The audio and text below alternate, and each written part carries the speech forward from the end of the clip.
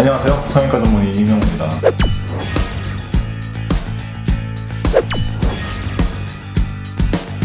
자, 오늘은 다이어트의 2탄 지방 흡입에 대한 얘기를 해볼까요? 정혜 선생님, 지방 흡입 낯설죠? 지방 흡입 무서워서 못하는데? 지방 흡입을 다들 너무 무서워하시더라고요. 지방 흡입 제 수술 시간은 1시간도 채 안 걸리거든요.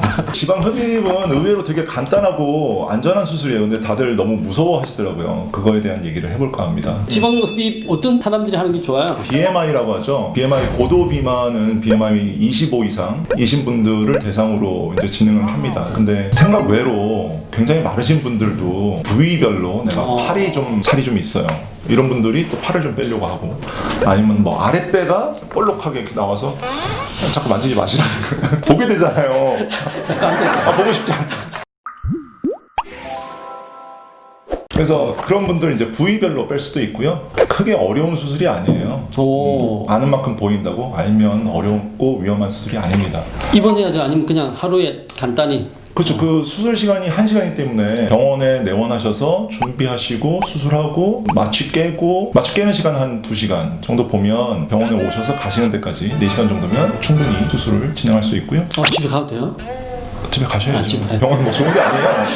집에 가셔야죠. 출혈이 많지는 않네, 출혈. 출혈 맞습니다. 그 지방 흡입이 예전에는 지식이 많이 개발되지 않았을 때에는, 축적되지 않았을 때에는 그냥 지방을 뺐죠. 캐놀라라고 하는 바늘을 넣어서 그냥 쭉쭉쭉 뺐어요. 그러다 보니까 당연히 출혈이 많았겠죠. 급기야 사망 사고도 있고. 그런데 이제 천재 같은 그런 의사분들의 출연으로 어떻게 하면 피를 안 나게 할 수 있을까? 지방을 녹이는 약물을 미리 넣어놓고 한 30분 정도 기다렸다가 우리 지방과 피부를 안정화시킨 다음에 그 다음에 이제 빼내면 출혈이 거의 없게 수술을 진행할 수 있어요. 그래서 이제 안전하다는 말씀을 드리는 거고. 혹시 지방 색전이 일어나서 혈관 막히거나 그런 거 생기지 않는지? 되게 잘하시네. 내과 선생님이시네. 아니, 그거 응급실에서 본 거예요. 맞습니다. 지방 흡입의 가장 대표적인 위험이 그 지방 폐색전증이라는 게 있어요.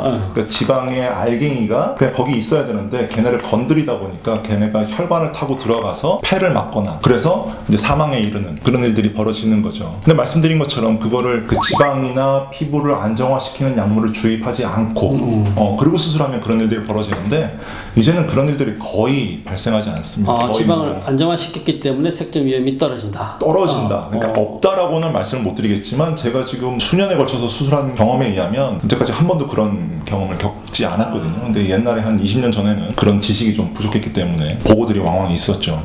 네. 그 다음에 이 제일 문제가 뭐 수술이든 다이어트 약이든 한번 빼고 나면 요요 잘 생기잖아요. 맞습니다. 이 지방세포가 되게 웃긴 게 우리가 이제 지방세포가 이렇게 있으면 그 층이 있죠. 여러 층이 있으면 가운데 층만을 이렇게 빼내거든요. 지방 숫자가 증식될 수도 있지만 지방세포 하나가 거의 무한처럼 커질 수가 있어요. 빼내면 다시 살이 안 찔 거라고 생각들을 하시고 난 지방 흡입했으니까 이제 맘 놓고 먹어야 되겠다. 살 안 찌겠지. 그럼 안 된다는 거죠. 그렇게 생각하시고 막 드시는데 다시 요요가 올 수가 있어요. 그래서 지방 흡입을 하더라도 운동 식이 조절은 무조건 해야 된다. 잘 하셔야 돼요. 무조건입니다. 무조건. 무조건이야.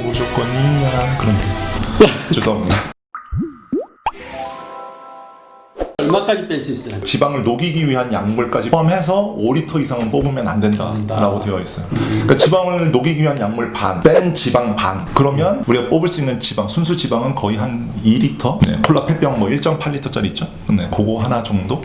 너무 많이 뽑는 건 말도 안 돼요. 네, 그렇게 기대하시면 안 됩니다. 또 하나 2리터라는 건 뭐 2kg이죠. 2kg의 지방을 뺐으면 내 몸무게가 2kg이 빠지는 거냐 이렇게 오해들 하시는데 그렇지 않아요. 또 나중에 보면 몸무게는 거의 변화가 없는 경우가 많아요. 왜? 그냥 바디 쉐입만 바뀌는 거죠. 네, 그래서 우리 성형외과 의사들은 지방 흡입이라는 게 지방 조각술, 지방 몸매 성형술, 아트군요, 아트. 그래서 성형외과 의사가 아티스트.